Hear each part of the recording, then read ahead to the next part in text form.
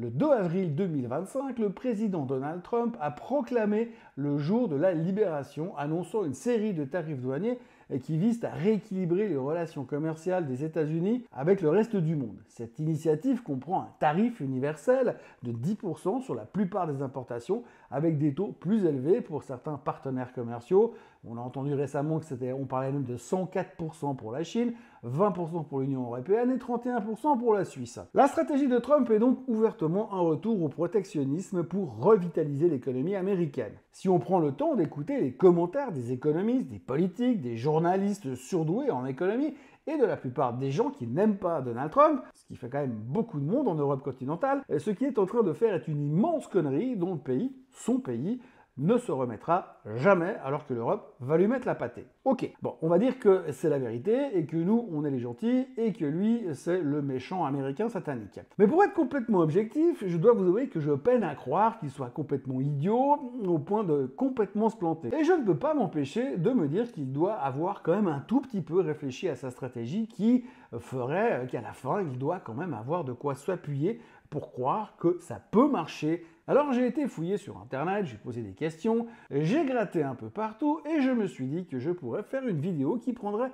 un peu le mainstream à contre-pied et qui partirait du principe que peut-être ce que fait Trump pourrait bien finir par fonctionner à la fin. D'où le titre de la vidéo, et si Trump avait raison.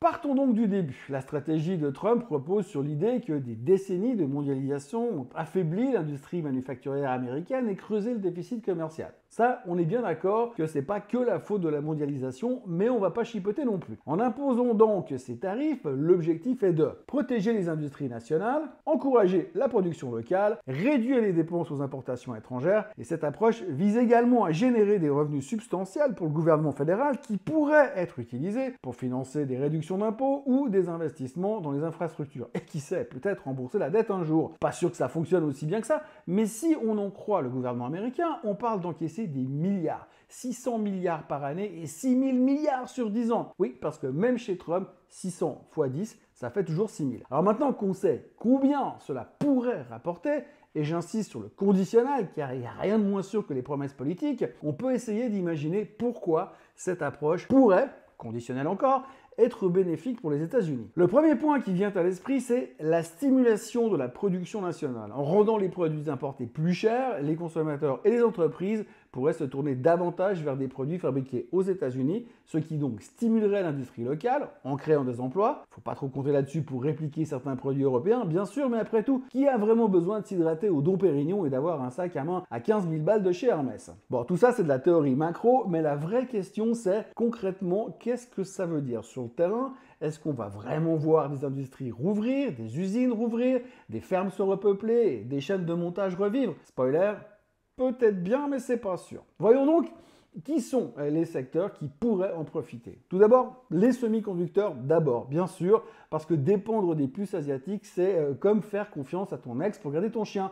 À un moment, tu vas le regretter. Trump, lui, il veut du Made in Arizona et Intel, Taiwan Semiconductor et Micron sont déjà sur le coup. Le textile ensuite, parce qu'avec un t-shirt importé qui coûte aujourd'hui 12 balles au lieu de 5, l'Américain moyen va peut-être découvrir le charme d'un sweat made in Alabama. Ça fait tourner les usines du Sud et ça fait plaisir aux vieux syndicalistes qui pionçaient dessus depuis 2002. Et enfin, l'agriculture de substitution. Au lieu d'importer des tonnes de soya brésilien ou des fruits chinois, Trump pousse les fermiers américains à produire plus pour les Américains et si la Chine râle, eh ben elle aura qu'à acheter au prix fort. Ou alors planter ses propres pommes de terre. Bref, il ne s'agit pas juste de protéger, il s'agit de forcer une transformation profonde et Trump espère que cette douleur initiale donnera naissance à une renaissance industrielle américaine. Oui, car il ne faut pas perdre de vue que si Trump taxe tout ce qui vient de l'extérieur, il ne fait pas juste augmenter les prix, il force l'Amérique à se regarder dans le miroir, à se retrousser les manches et à refaire tourner les usines,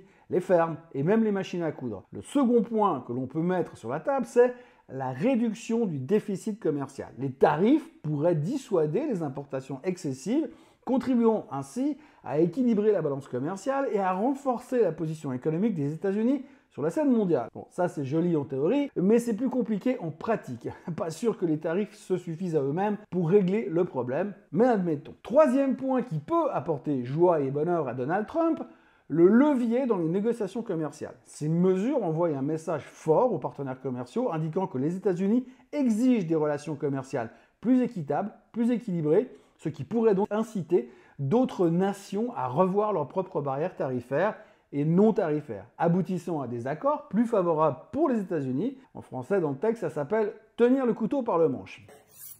Et on voit très bien que c'est ce qu'il est en train de faire actuellement. Faisons maintenant le point sur ce qu'on reproche à cette stratégie. Depuis les annonces, on a l'impression que Trump est un gros et que c'est le seul à penser que simplement monter les tarifs va suffire. On va donc voir ce qu'on lui reproche du côté des gens qui savent. Certains économistes et analystes craignent que ces tarifs n'entraînent une hausse des prix pour les consommateurs américains et ne déclenchent des représailles de la part des partenaires commerciaux. Il est important de considérer qu'il faut d'abord observer les effets à court terme contre les bénéfices à long terme. Bien que des ajustements soient nécessaires à court terme, les bénéfices potentiels à long terme, tels que la revitalisation de l'industrie manufacturière et la création d'emplois, pourrait largement compenser les inconvénients initiaux. C'est d'ailleurs ce que dit Trump depuis des semaines. D'abord, il va falloir souffrir pour rendre l'Amérique great again, et ensuite, nous récolterons les bénéfices des sacrifices. Oui, il paraît qu'il faut souffrir pour être beau, et de nos jours, on préfère quand même se bourrer de Zempic que faire attention à ce qu'on mange et faire du sport. On n'a pas trop envie de souffrir. Il y a ensuite la capacité d'adaptation de l'économie américaine. L'économie des États-Unis a démontré à maintes reprises sa résilience et sa capacité à s'adapter aux nouvelles réalités du marché. Les entreprises pourraient innover et trouver de nouvelles opportunités sur le marché intérieur, sans compter que si l'on se réfère à l'histoire, on peut détester les Américains, mais leur capacité de récupération est tout de même bien supérieure à celle que l'on voit ou qu'on connaît en Europe. Et puis, nous terminerons en parlant à nouveau d'histoire, puisqu'historiquement, les États-Unis ont déjà utilisé des tarifs pour se protéger et pour développer leur économie. Par exemple, au 19e siècle, des tarifs élevés ont contribué à l'industrialisation rapide du pays. Bon, d'accord, je m'incline, c'était au 19e siècle. Et à cette époque, ils n'avaient pas Elon Musk, X et TikTok. Mais quand même, la stratégie des tarifs douaniers a fonctionné à l'époque de Billy the Kid et Lucky Luke. Oui, je sais, Lucky Luke n'est pas américain et c'était pas un vrai personnage. Mais Billy the Kid, oui. En conclusion, la décision du président Trump d'imposer ces tarifs douaniers s'inscrit dans une vision de renforcement de l'économie nationale et de rééquilibrage des relations commerciales internationales. Bien que cette approche comporte des risques et suscite des débats, elle pourrait potentiellement conduire à une économie américaine plus robuste et indépendante, bénéficiant à long terme aux travailleurs et aux industries du pays. Et ça, que ça plaise ou que ça ne plaise pas à tous ceux qui vivent à l'est de Washington, à l'ouest de Los Angeles, ou encore au sud d'El Paso ou au nord des chutes du Niagara, on va partir de l'hypothèse que tout ce que Trump a mis en place va fonctionner, que ses choix étaient les bons et que finalement, il n'est peut-être pas aussi idiot qu'on veut bien nous le faire croire. Mais avant d'aller plus loin, je voudrais juste dire une chose. Je ne suis pas en train de vous expliquer que Trump a raison et que je suis pro-Trump. Je le dis depuis des mois. Si on m'avait laissé le choix de voter entre Trump, Biden ou Harris, ou une chèvre, j'aurais voté clairement pour la chèvre.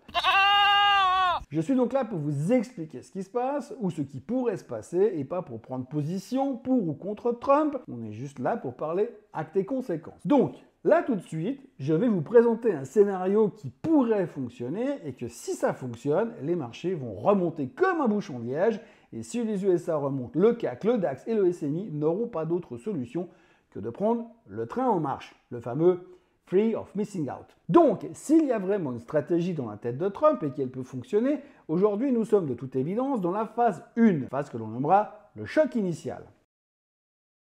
Choc initial qui devrait durer, selon les experts en politique fiction, d'avril à juin 2025. Et elle se décompose de la manière suivante. Tout d'abord, annonce des tarifs, ça on a vu. Trump impose des tarifs de réciprocité avec l'ensemble de la planète. Certains sont plus égaux que les autres dans la liste des tarifs et on les connaît depuis quelques jours. Vaut mieux être européen que cambodgien ou chinois. Et même la Suisse a pris cher avec ses 31%. Ça va être plus compliqué d'exporter de la petite Arvine dans les rues de Chicago. Ensuite, il y a la réaction des marchés. On la connaît, c'est un bain de sang mondial. panique générale sur la semaine des annonces, Wall Street et le monde merveilleux de la finance décrochent, le Dow Jones perd 8% en une semaine, le Nasdaq 10, le Stoxx plonge de chaise, alors que les semi-conducteurs ne seront même pas taxés. Enfin, pour l'instant. Et l'Europe n'est pas mieux. L'Allemagne efface 8%, tout comme la France qui revient au niveau de la dissolution de l'Assemblée nationale, et la Suisse, qui est pourtant bourrée d'actions dites défensives, se prend quasiment 10% dans les dents. Les économistes hurlent à la guerre commerciale mondiale, les médias titrent Trump joue avec le feu, Trump est ouvertement traité de cinglé, de fou, et certains n'hésitent même pas à le comparer à Hitler. Le printemps 2025 devrait donc être compliqué et la volatilité et la peur sera très présente sur les marchés. Du côté des réseaux sociaux, on commence à nous dire qu'on va tous mourir, que cette fois c'est pire que les subprimes et qu'on n'a jamais vécu ça. Tous les experts sont de sortie pour nous peindre le diable sur la muraille et certains influenceurs financiers n'hésitent pas à montrer la performance hebdomadaire de leur portefeuille en ajoutant « N'hésite pas à liker ou à commenter pour me dire si toi aussi tu souffres ». En juillet, on pourrait, et j'utiliserai toujours le conditionnel en partant du principe que c'est un scénario hypothétique et qui essaie tout simplement de trouver une autre voie que celle qu'on nous vend aujourd'hui, scénario qui est probablement complètement bidon, mais qui vaut la peine d'être exploré juste au cas où. Donc dès le mois de juillet, on pourrait rentrer dans une phase de digestion et de repositionnement, phase qui durerait 4 à 5 mois. Tout d'abord, on partira du principe que les entreprises vont s'adapter. Ford, Apple, Whirlpool, Caterpillar annoncent des plans de relocalisation partielle aux États-Unis ou au Mexique afin de réduire les droits de douane et de s'aligner un peu plus dans ce que l'on appellera le nouveau patriotisme industriel. En gros, une vague d'annonces d'usines qui reviennent aux États-Unis et qui ravivent l'économie des États industriels comme le Midwest américain. Biden avait promis du Made in America, Trump oblige les entreprises à faire du Made in America. Du côté des marchés, ça se stabilise. La Fed, qui a baissé ses taux en juin pour soutenir l'économie, laisse entendre qu'elle ne relèvera plus ses taux et qu'elle est définitivement là pour absorber le choc des prix.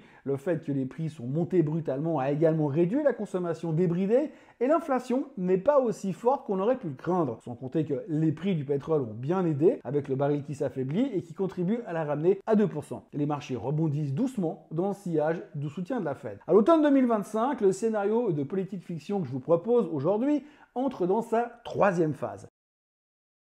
C'est dans cette troisième phase que les partenaires commerciaux réagissent et entrent en négociation, se rendant compte que l'on ne peut pas se passer de collaborer avec les USA d'une manière ou d'une autre. Nous sommes en novembre 2025 et afin de finir l'année sur une bonne nouvelle, l'Europe trouve des solutions. Bruxelles entre en discussion pour une baisse réciproque des barrières douanières sur les biens industriels et agricoles et comme souvent, l'Europe ne réfléchit pas, elle réagit. Bruxelles, paniquée de voir l'Eurostock faire du surplace pendant que le S&P repart, lance un grand plan de souveraineté industrielle européenne qui finit par ressembler à un copier-coller un peu fade du modèle américain. La Chine finit par plier et Pékin offre de rouvrir ses marchés à certaines firmes américaines et propose une baisse des droits sur les produits agricoles et pharmaceutiques. De nouveaux accords bilatéraux sont trouvés, Trump signe un deal fair trade avec le Royaume-Uni et l'Inde sans l'aval de l'OMC, le Congrès républicain applaudit et commence à se dire que Trump n'est finalement pas si ingérable que ça. À l'aube de l'année 2026, la stratégie de Trump pourrait faire entrer l'économie américaine dans ce que l'on pourrait appeler